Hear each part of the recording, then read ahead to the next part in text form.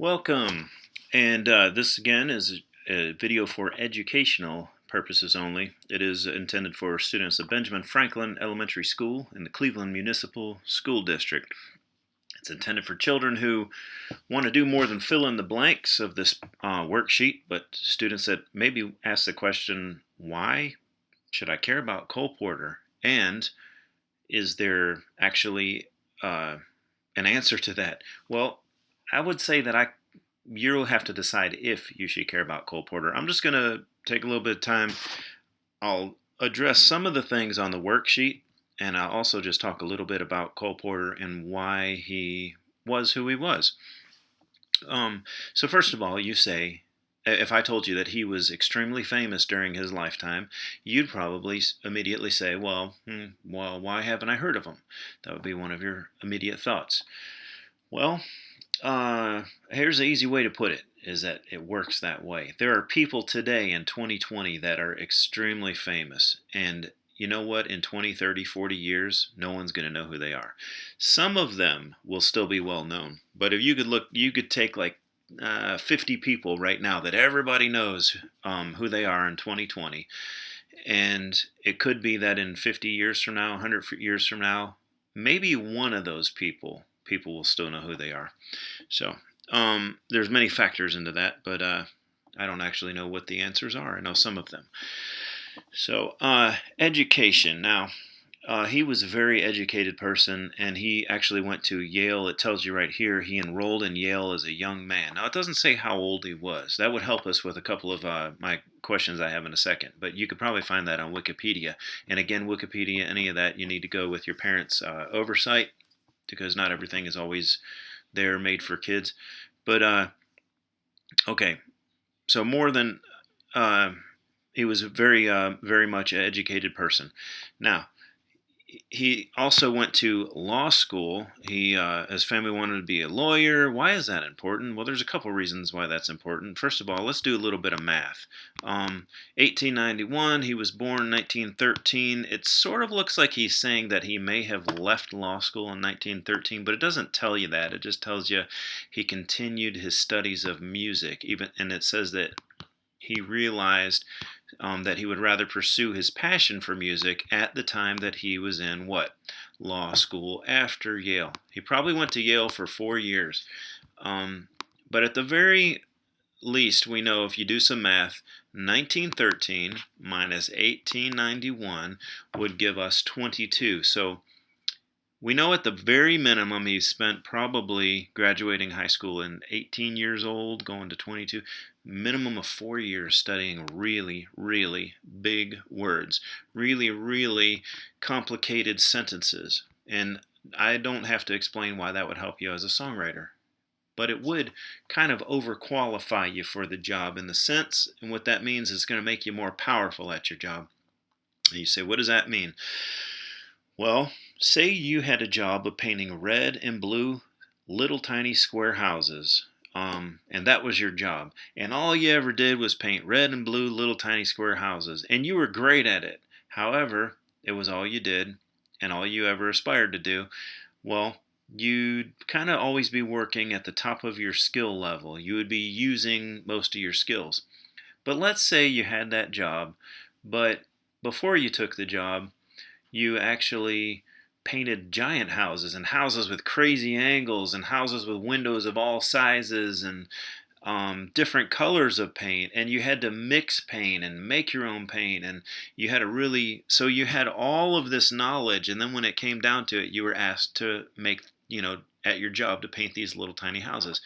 Well, you'd actually be better at that job probably than somebody who only understood how to paint little tiny houses, red and blue. Um, so hopefully that sort of makes sense to you. So instead of having a normal amount of words bouncing around in his head, like most of us do, he had, he might have had millions of words bouncing around in his head, ready to be used, and that made him a little bit better at his job than most people might be. Obviously, there's far more involved at being a great songwriter than just simply knowing a lot of words. But Okay, now also law. I want to talk about law. If he studied law, that would have helped him in his music career. How would it help him in his music career? Well, let's use an athlete as an example. Let's say you got hired to play in the National Football League and you're an amazing football player. And let's say you're the best football player in college and then you get accepted to play in the National Football League, but you know nothing about law. There might be things in your contract that you don't like, and you won't know that until later when you find out. And then they'll say, "Well, hey, you signed this contract. You got to live by these rules." Well, if you really understood law and you had studied law, then when you get those contracts, instead of just trusting your agent, you actually for yourself can look through the contract and you could say, you know what, before I sign this, I need us to talk about this one part and we need to change that. And you'd have a you would be able to make a better career for yourself by understanding law. And it's the same with music. There are a lot of musicians that just end up um, a lot of bad things happen to them because they have no idea what they're signing and they're just glad that someone cares about them and they're just going to sign a piece of paper. So Cole Porter would have never had that problem because he would have understood every contract that was in front of him. So, for example, he would have understood this contract right here that he had to sign for a musical comedy based on Shakespeare's Taming of the Shrew. And he probably signed a contract to do that ahead of time, and he would have known how to make it be in his favor. Now, let's talk about Shakespeare. Have you ever heard of Shakespeare? And why would Mr. Franklin talk about Shakespeare right in the middle of all this? Well, it's because of this wonderful mystery of how people are famous in their lifetime and sometimes they're never heard from, uh, after they're gone and nobody knows who they are. And Shakespeare is someone that most of us have probably heard of. Now, Shakespeare, 400 years ago, um, is when Shakespeare lived. So if you've heard of him, then you still know somebody that was famous 400 years ago. Now, that means that Cole Porter wrote music based on the words of somebody that lived about 300 years before him, because William Shakespeare would have been about 300 years before Cole Porter. Let's look at some other people that you may have heard of or may not have heard of. Beethoven was unbelievably popular during his lifetime. He was a leader in his field 300 years ago. Now, I could tell you there are people that were leaders in their field 20 years ago, and you don't even know who they are. I bet none of you know who Charlie Rich is. He's in one of the halls of fame, and he was unbelievably popular a while back. And I bet many of you never heard of him. So then why Beethoven? I don't know the answer, but leader in his field, let's see if you know any of his music. Dun dun dun dun, dun dun dun dun. I think that's called Beethoven's Fifth. What about that song is called Für Elise. That was written by Beethoven probably about 300 years ago. And yet you've heard of it. What a wonderful mystery that famous people sometimes disappear and sometimes are heard from forever. Mozart, bum bum bum bum bum bum bum, and many other songs that are still well known. Now you would say, oh yeah, that's the alphabet song, or that's Twinkle Twinkle Little Star, but he did not put those words to it. People did that after he was gone. And maybe that's the reason why you even know who he is because people did that to his music. I don't know if he would like that, but he would like that you know who he is. Scott Joplin. And a lot of you say, well, who in the world's Scott Joplin? Well, what about which is immediately going to make a lot of you look out the window for the ice cream truck. Scott Joplin, and that wasn't even his famous song, his most famous song. His most famous song was called Maple Leaf Rag. Elvis Presley, 50 years ago, which many of you may have heard of. And I tell you what, he was called the King of Pop before Michael Jackson was called the King of Pop. And so let's see, or maybe he was called the King of Rock and Roll. William Shakespeare, 400 years ago. Martin Luther King, 50 years ago. Why have you heard of Martin Luther King when he was famous 50 years ago? Well, because people still care about what he stood for, and they still work real hard to keep his ideas and his visions alive, and to add to those. I guess my computer doesn't like the way I spelled Marilyn. All right, Marilyn Monroe, Diana Ross, Aretha Franklin, Sammy Davis Jr. These everybody that's right here, I bet there's some of these that you never heard of, and yet they all were as famous as Michael Jackson, but 40 years ago, 50 years ago, 60 years ago. Frank Sinatra, a super famous guy, still famous around America, whether or not you or I have heard of him, he's still very well known. And it's an incredible mystery. I'd love one of you all to go read about why do people stay famous when they're gone, because I don't know the answer. I know some of the answers, but not the true answer. All right, let's see. So we've talked about how he studied many big words, and that made him overqualified for being a songwriter. Let's move on down here. Standards. The majority of his songs we still sing today are known as standards. Now, by we, maybe you don't, but there's a lot of people in America that still sing Cole Porter's songs, and I would guarantee you that many of those people don't even know who Cole Porter is. They just know his songs. So a standard is songs that were written a long time ago, but that's actually sort of the answer, because you could say, well, what about those Mozart and the Beethoven melodies that I hummed you? Are those standards? And they're not. Standards are mostly probably American songs that were written between the years 1920 and 1960, or that were well known during those years. Now, that's my version of history. That might not be the correct version of history, but from what I know, that's what makes a standard. A popular American song from 1920 till roughly 1960. Now,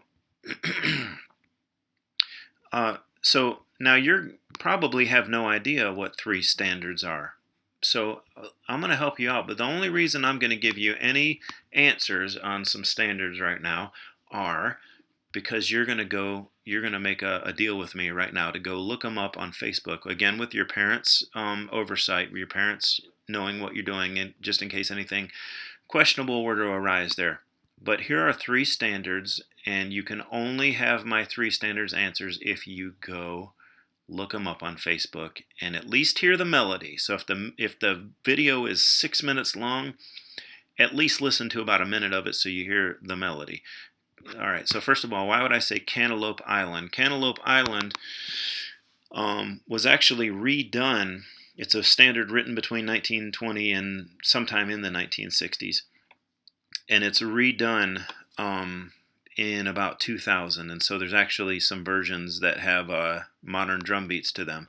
So What was by Miles Davis, and that's an American standard. But that's more of a jazz standard. All of Me would be more of a traditional standard where it was, and it wasn't written by Frank Sinatra, but he's got one of the most famous versions. Now, All of Me, a lot of you are, oh, John Legend, I know, but no, it's a different All of Me. It's an older All of Me. So those are three. Go look them up, and don't look up the John Legend because that's a different song. But this is the one that's more tied to what people think of as a standard because it's with words, and it comes a little bit even before 1960. All right, so now he was known for having a great command of language and rhythm. His lyrics not only seemed to match the mood and the melody of his songs, but they were witty and meaningful because he had a wide range of vocabulary. Okay, so he didn't just read only what his teachers told him to read. He didn't just go through high school and only learn words that were in the music he listened to and the assignments from school, but he actually went on, he probably read everything that he could and, of course, studied law and complicated sentences and words. All right, so now, I actually tried to do this assignment down here. I am a songwriter who has written over 800 songs, and yet I still found it difficult to do what I was going to tell you to do, which was I was going to say to make it roughly 9 syllables, and I'm going to tell you don't worry about that, because I was going to say, well, 1, 2, 3, 4, add about 5 more. 1, 2, add about 7 more, or three syllables, add about 6 more. However, I tried doing that and it's way too complicated. What I think you should do is just go through and decide if you want it to be what is called an AABB rhyming pattern, which is rhyme, rhyme, and a different rhyme, rhyme, or do you want it to be a ABAB rhyme pattern, which is rhyme with rhyme, rhyme with rhyme, or do you want it all to rhyme, or you know, you're even welcome to make none of it rhyme and just make it into something kind of cool. So let's go here. Let's see if I totally mess up when I'm put to the test on the spot. Or I'm going to say, I'm going to try to make up something where everything rhymes. So, now you cannot copy my ideas. You can only use them as an example. Oh, my dear, you stepped on my toe. You've always, sometimes hurt my feet so. But when you come by and go, which isn't going to make sense with that's why. So let me back up a little bit. So this is going to have to say, but when you that's why. So you did something, and there needs to be an answer. So let's see. Ooh, this is good. This is a little tricky. But some of you maybe will be better at it than me because, as you know, you're probably smarter than me. But when you